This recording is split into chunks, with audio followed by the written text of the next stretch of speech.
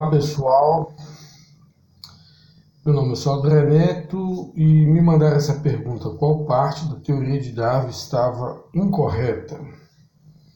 Estava e continua estando, né? 150 anos na academia, um monte de erro, o pessoal fica só justificando o Darwin porque na ciência, né, ficou um negócio assim que os dados, por mais que evoquem um criador, um planejador, o cientista fica proibido de apelar para o sobrenatural. É a regra aí que comanda. Então a ciência fica proibida de apontar para onde os dados apontam. E aí todo mundo tem obrigado a optar pela teoria de Darwin e por cosmologias de origem da vida em sopa primordial, meteoro caindo na Terra, trombada de planeta. E assim fica essa palhaçada aí. Bom, vamos lá. Qual parte da teoria do Darwin estava errada? Bom, o primeiro ponto que eu coloquei aqui é quando o Darwin aposta em milhões de acontecimentos ocorridos há milhões e milhões de anos atrás, né? A ciência tem por característica ter por essência os testes, aquilo que pode ser testado, verificado, repetido.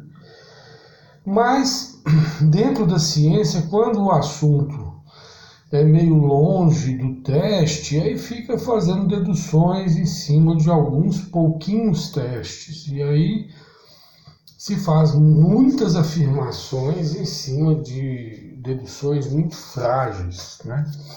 A questão da datação é uma delas. A gente pega todo o sistema datacional radiométrico, que é uma das perspectivas de se testar a idade, existem outras, mas o mais famoso é a datação por comparação de isótopos radioativos, né? Essa datação se baseia em constância de decaimento. Olha, se você pega os estudos com equipamentos tokamak, por exemplo, de fusão nuclear, que usa lá um plasma elétrico, mais temperatura para poder fazer, mexer no núcleo, né, transformar unir, né, dois prótons, né, e formando um átomo de hélio, gerando uma energia que é igual à energia do Sol.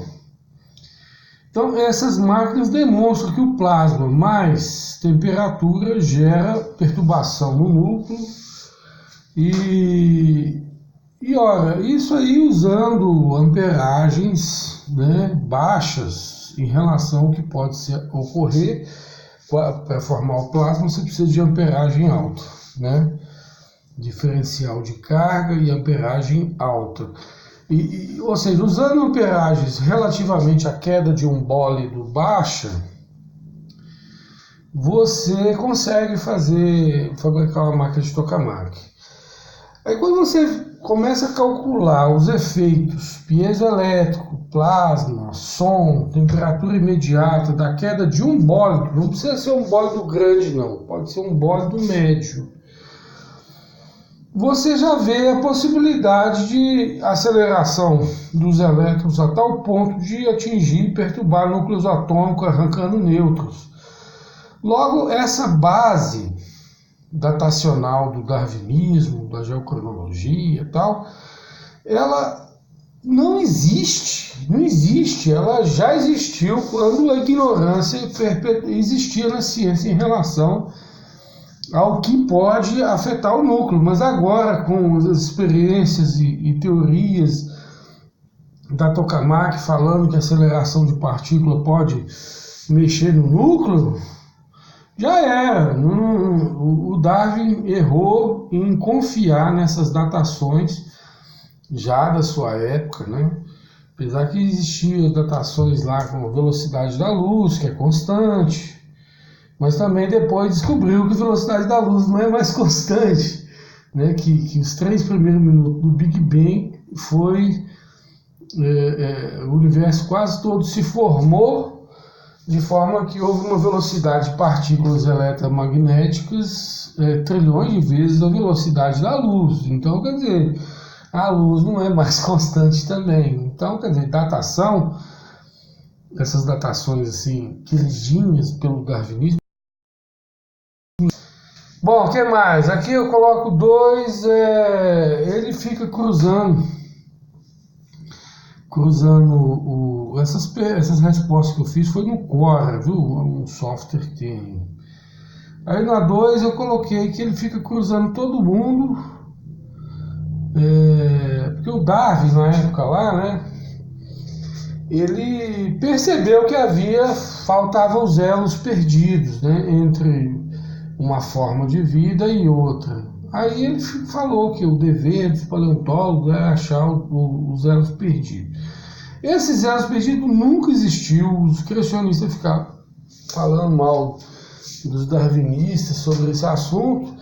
E o darwinismo só aceitou que não existia quando chegou Stephen Jay Gould, que é um paleontólogo considerado um dos maiores da atualidade, faleceu tem pouco tempo, e com uma desculpa para o saltacionismo fóssil, que o saltacionismo fóssil já existia, né? E aí, mas aí quando ele conseguiu uma desculpa, ele falou assim, não, é que a especiação é rápida, né? E só as espécies que têm sucesso reprodutivo é que tem mais chance de serem fossilizadas, já que a fossilização também é rara.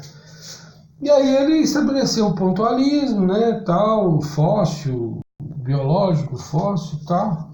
E essa desculpa, por mais que ela seja insuficiente, por que ela é insuficiente?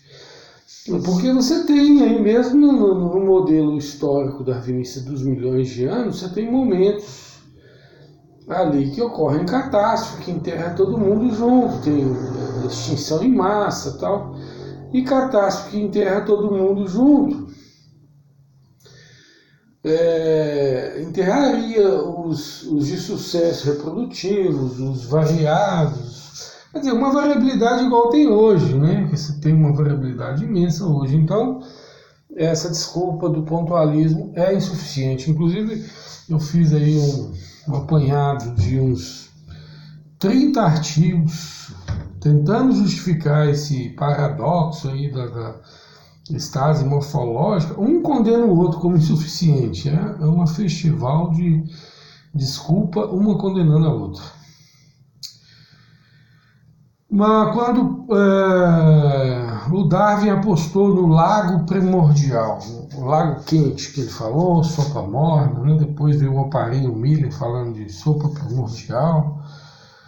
Então, assim, o Darwin não sabia que a célula era complexa, não sabia que ela tinha engenharia nela, não sabia de sistema imunológico, não sabia nada. Aí ele apostou que um caldo primordial ia montar isso, gente, ia montar as bases genéticas e para poder ter a replicação do primeiro ser, que depois dele ia se complexificando, sendo que a vida está descomplexificando, né? O ser humano era mais inteligente, está ficando mais burro. O Crabtree publicou isso.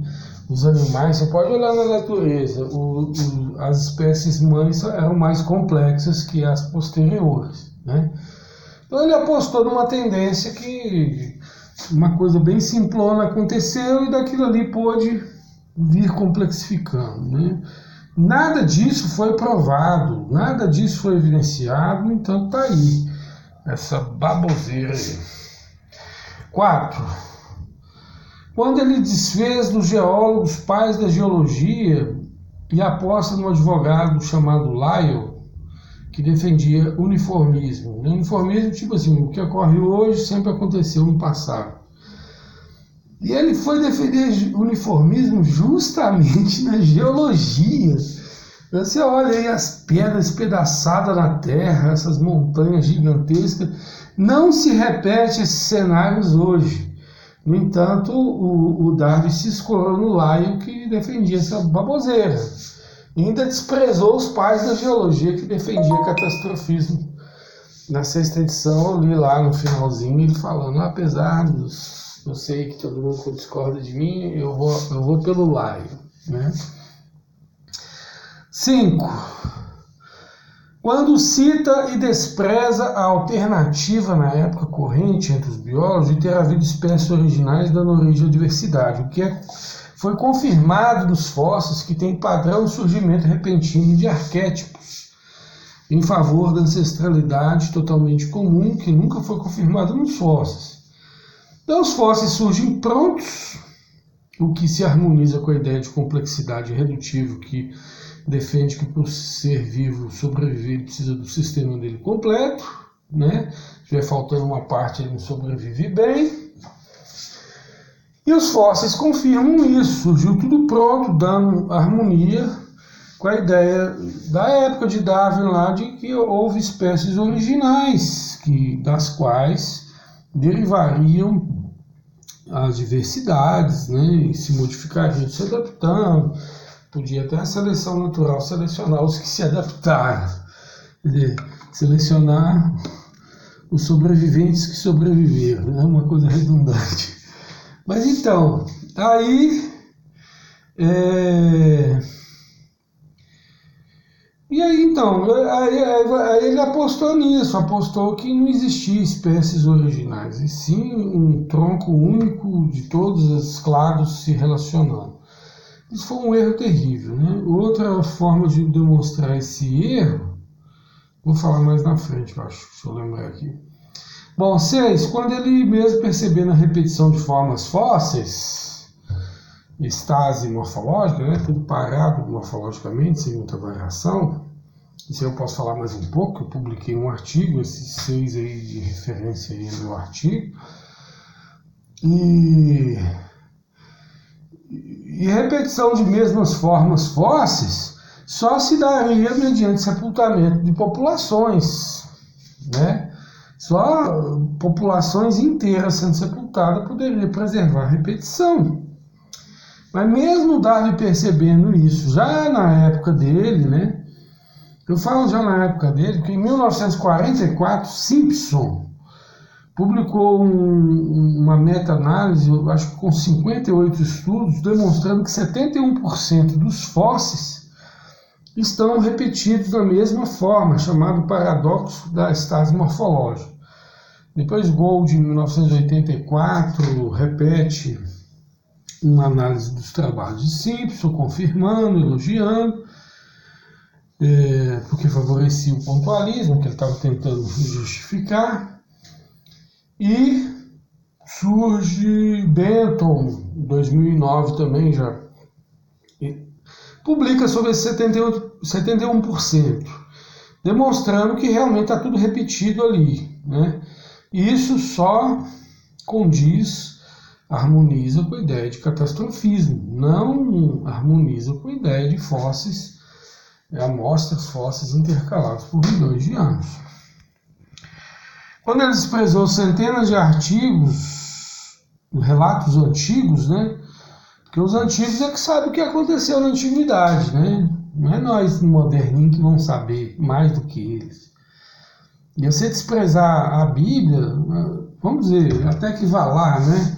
Mas 270 fontes arqueológicas, além da Bíblia, mais de 270, todas falando de um grande dilúvio, de rochas incandescentes, né, os maias falam e tal, e 270 relatos com uma certa harmonia de até 42% entre eles de mesmo se tratar do mesmo evento.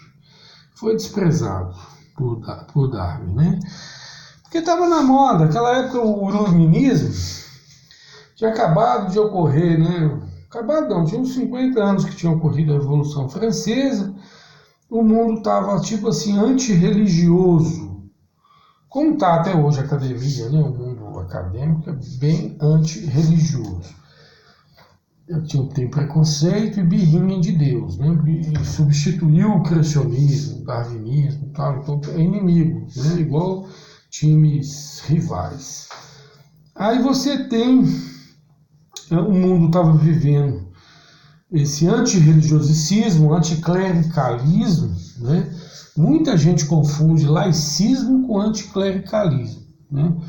O laicismo é separação da igreja do Estado. Agora, o anticlericalismo, ele é um ódio para com a igreja, então substitui a igreja pelo ateísmo, né? Na política, na faculdade, etc.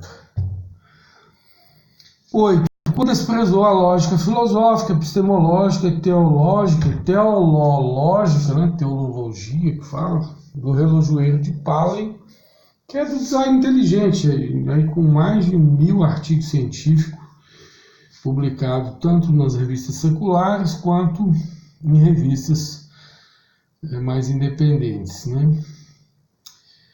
Não precisa nem explicar, né? Tudo fala de um designer, de um planejador, do arquiteto do mundo, e isso é uma lógica, uma epistemológica, científica gigantesca e foi desprezado por Darwin. 9, quando quis fazer média com a onda do iluminismo antirreligioso da época, que não é exatamente laicista, mas substitui a religião pelo ateísmo, já falei. Beleza, pessoal? Tá aí, lá no Quora tem essas respostas aí. Quem quiser ir lá refutar, criticar, discutir, debater, contribuir, fica à vontade, dá o seu joinha aí, entra pro canal e vamos mudar a ciência, vamos deixar a ciência ser modernizada pelos dados. Um abraço.